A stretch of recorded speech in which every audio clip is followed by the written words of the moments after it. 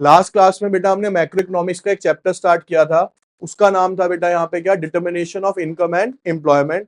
Determination of income and employment is basically a unit, ठीक है। उस यूनिट के अंदर हम एक चैप्टर पढ़ रहे हैं जिसका नाम क्या है बेटा, यहाँ पे aggregate demand and aggregate supply.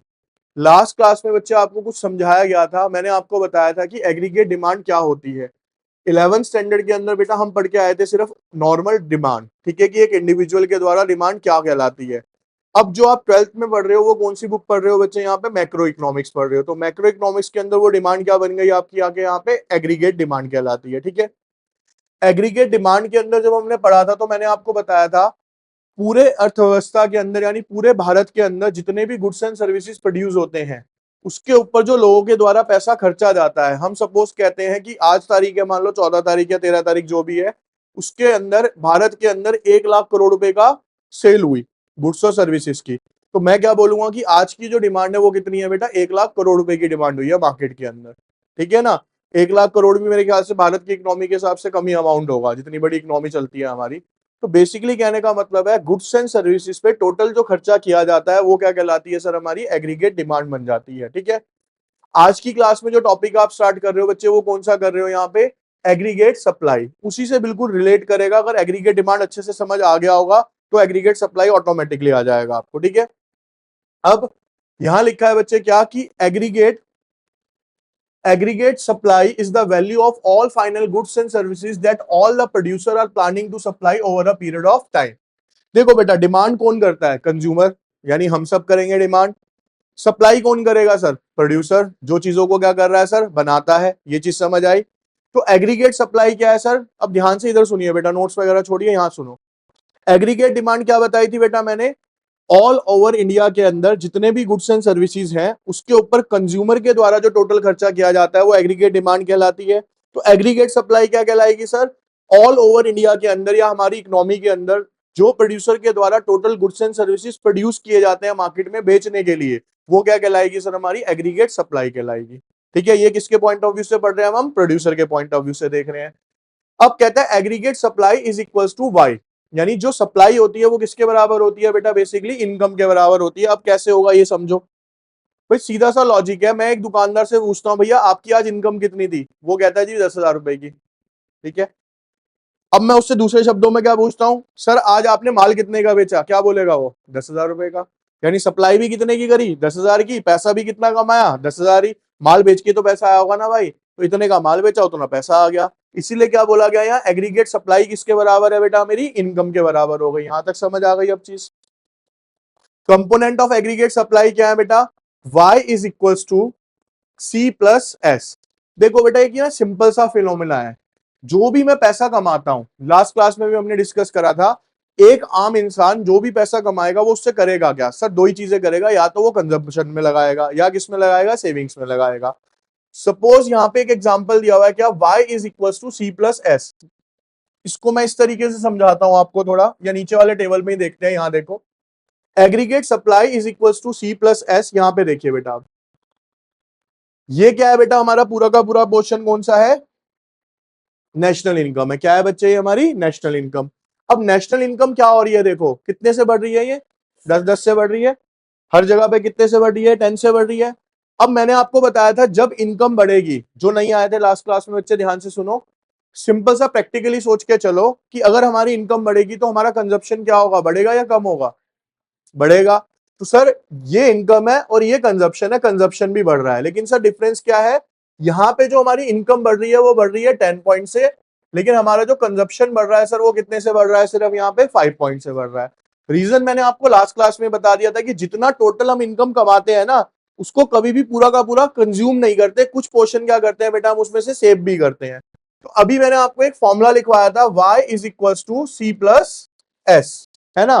तो अगर बच्चे इस फॉर्मूले से मेरे को एस निकालना हो यानी सेविंग्स निकालनी हो, तो फॉर्मूला क्या हो जाएगा, ये सी इधर आ जाएगा, y माइनस, यही होगा ना। तो अब बेटा y आपका ये रहा, c ये रहा, तो 0 में से -20 करोगे तो कितना आएगा बेटा, यहाँ पे -20। 10 में से 25 जाएंगे, कितना आ गया, -15। 20 में से 30 गए, यहाँ पे कितना आ गया, -10। 30 में से 35 गए, यहाँ पे क्या आ गया, -5। अब ये यहां तक की जो कंडीशन है ना, ये पता है कौन सी कंडीशन है बेटा, ये वो कंडीशन है where income is less than consumption. यानी यहां पे क्या हो रहा है, देखो बेटा, आप कमा कितना रहे हो 20, खर्च कितना रहे हो 30। समझ आ रही है क्या कह रहा हूं कि आप कमा कम रहे हो और खर्च ज्यादा रहे हो, तो उस कंडीशन में क्या सेविंग पॉजिटिव होगी? सर होगी नहीं। सेविंग किस में जाएगी मेरी? नेगेटिव में जाएगी। पहली चीज समझ आई। अब दूसरी चीज क्या है, अगले पॉइंट पे समझ आएगी। सर मैं यहां कमा कितना रहा हूं 40, खर्च भी कितना रहा हूं, जब मैंने जितना कमाया उतना खर्च दिया, 40 में से 40 जाएंगे, कितना आएगा यहाँ पे? 0। सर कुछ बचेगा ही नहीं, क्योंकि जितना कमा रहा हूं उतना क्या कर रहा हूं सर, मैं खर्च रहा हूं।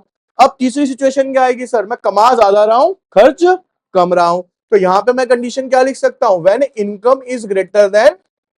तो जब इनकम कंजप्शन से ज्यादा होगी तो आपकी सेविंग्स किस में आ जाएगी बेटा? पॉजिटिव में आ जाएगी। कैसे? मैंने बच्चे यहाँ 50 रुपए कमाए, खर्चे कितने? 45 रुपए, तो 50 में से 45 गए, कितना बचा? 5। 60 में से 50 गए, कितना बचा? 10। तो समझ आया? तो 3 सिचुएशंस आएंगी सर इस वाले में। पहली सिचुएशन क्या आएगी, मैं कमाऊंगा कम, खर्चूंगा ज्यादा, तो सेविंग्स क्या हो जाएगी सर? नेगेटिव। प्रैक्टिकली चल रहा है डेली लाइफ वाला, ठीक है ना? इकोनॉमिक्स भूल जाओ, डेली सोचो क्या होगा। जितना कमाऊंगा उतना खर्चूंगा, तो सेविंग्स क्या बचेंगी सर मेरी? 0। जितना कमाऊंगा उससे कम खर्चूंगा, तो सेविंग्स क्या होंगी सर? ज्यादा होंगी। और किसमें होंगी सर? वो पॉजिटिव होंगी हमारी, ठीक है। अब डायग्राम की बात करते हैं बच्चे, यहाँ पे देखिए सिंपल सा है। सेविंग्स देखो क्या हो रही है बेटा आपकी, ये है ना। इनकम पे जाना है, क्योंकि एएस जो है हमारा वो किसके बराबर है बेटा? वाई के। भाई ऊपर बता दो ना हमने क्या, एग्रीगेट सप्लाई किसके बराबर है हमारी? इनकम के। इनकम क्या हो रही है सर? कॉन्स्टेंटली बढ़ रही है ना, ये 10-10 पॉइंट से। 45 डिग्री का क्या करती है बेटा? हमेशा ये याद रखना, AS is equal to y, हमेशा क्या क्रिएट करेगी बेटा? एक 45 डिग्री का एंगल क्रिएट करेगी आपका, ठीक है। ये किसको शो कर रहा है? हमारी एग्रीगेट सप्लाई को शो कर रहा है। ये है कंजप्शन एंड सेविंग, और ये क्या है बेटा? मेरी नेशनल इनकम है यहाँ पे, ठीक है। अब क्वेश्चन पे आते हैं, जिससे पूछूं वही आंसर करे, सारे ना बोले बेटा कृपा करके। अब पहला है बेटा यहाँ पे कि what is the formula of aggregate supply, जिससे मैं पूछूं, मैं फिर कह रहा हूं वही बोलेगा बेटा, ठीक है। एग्रीगेट सप्लाई का in terms of consumption and saving, aggregate supply का फॉर्मूला क्या है? आप ही बताओ चलो। C, Y is equal to C plus S, अभी बताया था। If consumption is 30, saving is 10, what is the value of aggregate, जिससे मैं पूछूं बेटे क्या होगी बेटा? एग्रीगेट सप्लाई कितनी होगी? है B20। एग्रीगेट सप्लाई कितनी होगी बेटा? 40 होगी। क्यों? सी प्लस एस होता है फॉर्मूला, तो 30 जमा 10 कितने हो जाएंगे बेटा? यहाँ पे 40, ठीक है। अगला question, in aggregate supply equation y is equal to C plus S, बताओ भाई सब चौधरी जी आप, सी क्या होगा यहाँ पे? कंजप्शन, ठीक है। If national income is 50, saving is 15, अब जिससे मैं पूछूं वही आंसर करेगा भैया। तो ये बताना है मेरे को कि कंजप्शन कितना होगा पीयूष? 35। 50 था बेटा नेशनल इनकम, मेरे को क्या निकालनी है सर यहाँ पे? कंजप्शन। फॉर्मूला क्या हो जाएगा? यहाँ पे लिख देता हूं, अगर अभी भी नहीं समझ आ रहा किसी के तो। सिंपल सा फॉर्मूला था सर मेरा, y is equal to C plus, और अब मेरे को क्या निकालना है? c, तो फॉर्मूला क्या हो जाएगा? y माइनस, y कितना है सर? 50, s कितना है सर? 15, तो माइनस करके कितना आ जाएगा? 35। तो ये आ गया आपका 35 यहाँ पे। क्लियर है जी?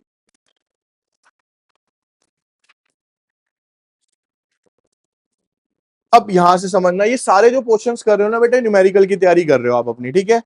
अगला टॉपिक आता है बेटा आज की क्लास में, वो है प्रोपेंसिटी टू कंज्यूम। क्या आता है? Propensity to consume. और इसे हम किसके नाम से जानते हैं बेटा? कंजप्शन फंक्शन के नाम से जाना जाता है। किस नाम से जानते हैं हम इसको? कंजप्शन। अब बेटा प्रोपेंसिटी टू कंज्यूम का मतलब क्या होता है? देखो, प्रोपेंसिटी का मतलब होता है हमारी क्षमता, हमारी पावर, ठीक है। किसकी? कंजप्शन की। किसके ऊपर चल रहा है ये? Propensity to consume. यानी एक पर्सन जो वो इनकम कमाता है उसमें से कितना पोर्शन अपना क्या करता है बेटा? वो कंज्यूम करता है। वो क्या दर्शाती है हमारी, या क्या शो करती है हमारी? प्रोपेंसिटी शो करेगी, ठीक है। यहां पे देखो लिखा है, कंजप्शन फंक्शन और propensity to consume is the functional relationship between consumption and income. किसका रिलेशन है बेटा? ये इनकम और कंजप्शन का। ये हमने अभी लास्ट भी पढ़ा है क्या सर? इनकम और कंजप्शन के अंदर मेरे को ये बताएंगे आप, कौन सा लिंक होता है? Positive negative? कौन सा लिंक होता है बेटा? पॉजिटिव। क्यों सर? इनकम बढ़ेगी तो कंजप्शन बढ़ेगा, इनकम कम होगी तो कंजप्शन कम होगा। अब यहां पे आप देखिए, तो कंजप्शन फंक्शन के अंदर सी हो गया कंजप्शन फंक्शन, एफ वाई का मतलब हो गया रिलेशन विद वाई। देखो बेटा यहां पे इनकम बढ़ रही है और यहां पे क्या हो रहा है सर? कंजप्शन बढ़ रहा है। लेकिन फिर से वही लॉजिक लग गया, इनकम कितने कितने से बढ़ रही है, लेकिन कंजप्शन उससे कम से बढ़ रहा है ना। क्यों? सर कुछ पोर्शन कहां पे जाएगा मेरा, सेविंग्स में जाएगा। कहां पे जाएगा बेटा मेरा, अब यहां पे ना बेटा एक टेबल बना के दिखाया हुआ, इसके अंदर मैं आपको दोनों चीजें क्लियर कर रहा हूं, ध्यान से देखना। ये न्यूमेरिकल आ गया अब आपका, यहां देखिए बच्चे, बेटा एक होगा हमारा एपीसी। एपीसी का मतलब होता है बेटा यहां पे क्या, average propensity to consume. Average propensity to, यानी जो वो कंजप्शन करता है किसकी वजह से, अपनी इनकम के अकॉर्डिंगली, सी अपॉन में वाई। जैसे कि अगर पहले की बात करूं, कंजप्शन कितना है सर 100, इनकम कितनी है सर इस टाइम पे, तो ये इन्फिनिटी आ क्या आएगा, यहाँ पे डैश आ गया। अगले की अगर मैं बात करूं, ये कितना है बेटा यहाँ पे 170, 170 के अपॉन में कितना आ जाएगा बेटा यहाँ पे 100। अब इसे सॉल्व करूंगा तो ये कितना आ जाएगा 1 पॉइंट आ गया यहाँ पे। तो एपीसी समझ आ गया सबको, क्या है, सी अपॉन में वाई। इसे क्या बोला जाता है, average propensity to consume on an average, income के साथ कंजप्शन कितना हो रहा है उसको बोलते हैं एपीसी।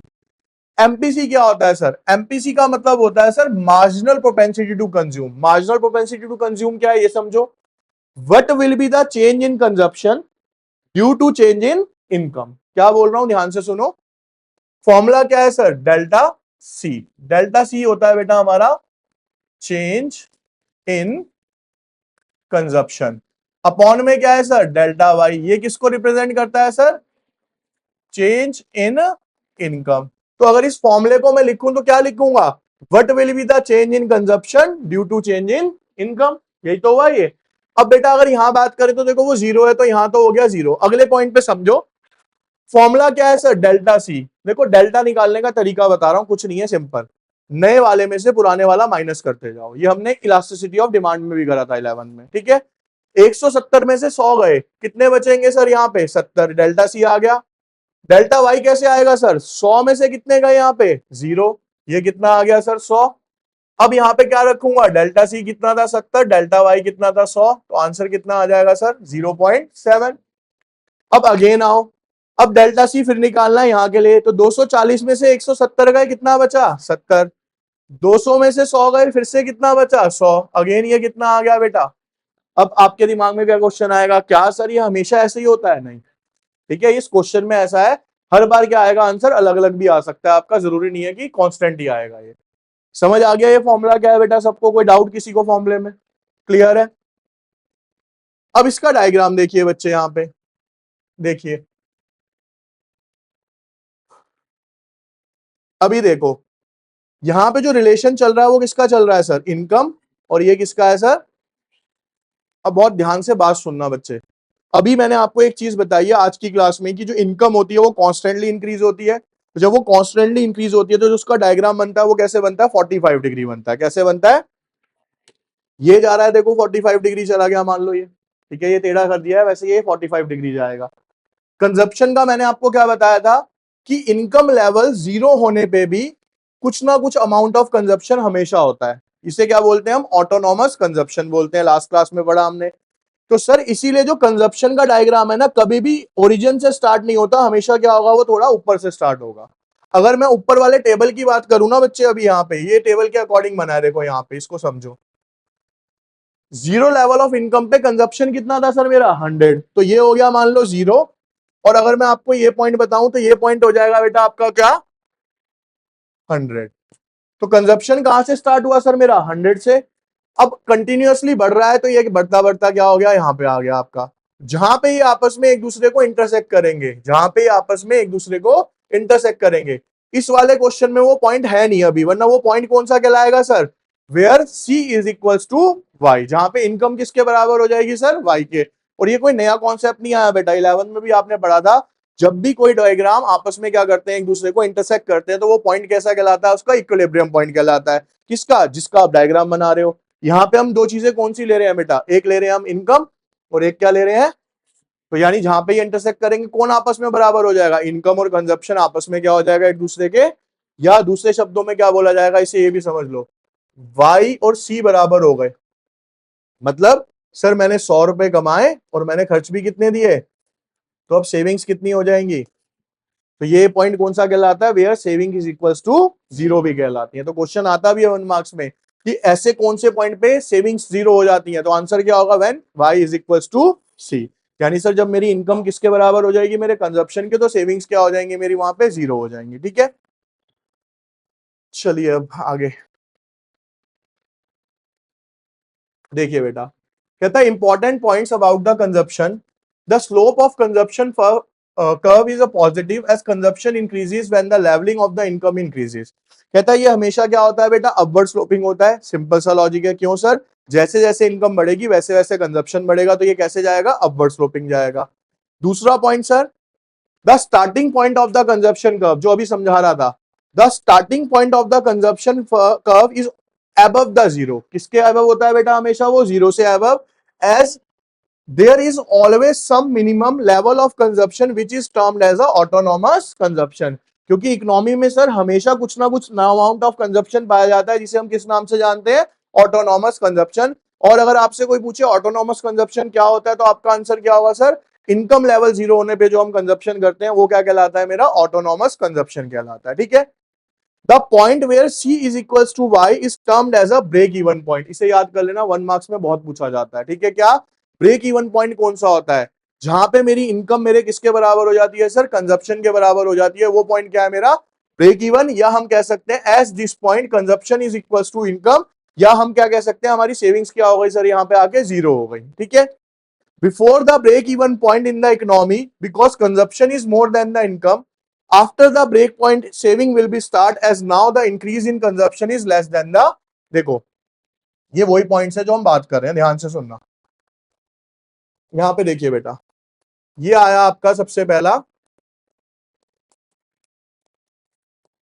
ब्रेक इवन पॉइंट, कौन सा है सर, ये y is equal to savings क्या होंगी सर यहां पे।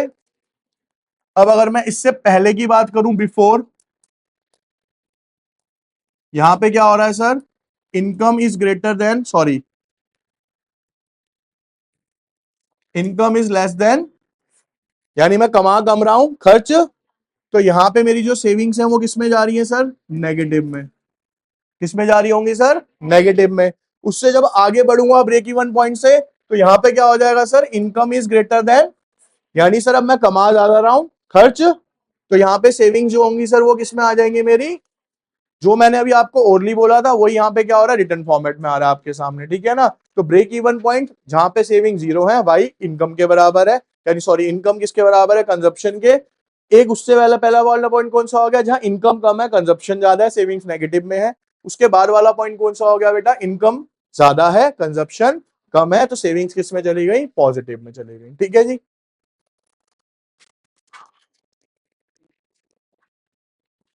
अब देखिए, in the consumption function C is equals to Fy, what does C represent, consumption। what is, जिससे पूछूं, what is autonomous consumption in the context of a consumption function, बताओ। C, minimum level of consumption even in the absence of income, या हम कह सकते हैं sir income level zero होने पे भी जो कंजप्शन होता है वो क्या कहलाता है, autonomous consumption. Why does the consumption curve typically have a positive slope. कहता है जो कंजप्शन कर्व है ना वो नॉर्मली पॉजिटिव ही क्यों होता है भैया, जिससे पूछूं, हाँ बोलो। D, D S the point where, sorry, because consumption tends to increase as income increases, क्योंकि कंजप्शन कर्व किसके साथ चलता है बेटा, इनकम के साथ चलता है। What is the break even point, जिससे मैं पूछ रहा हूं भैया वो आंसर करो, ब्रेक इवन पॉइंट कौन सा होता है Parth, C, the point where consumption is equals to income. ठीक है जी, क्लियर।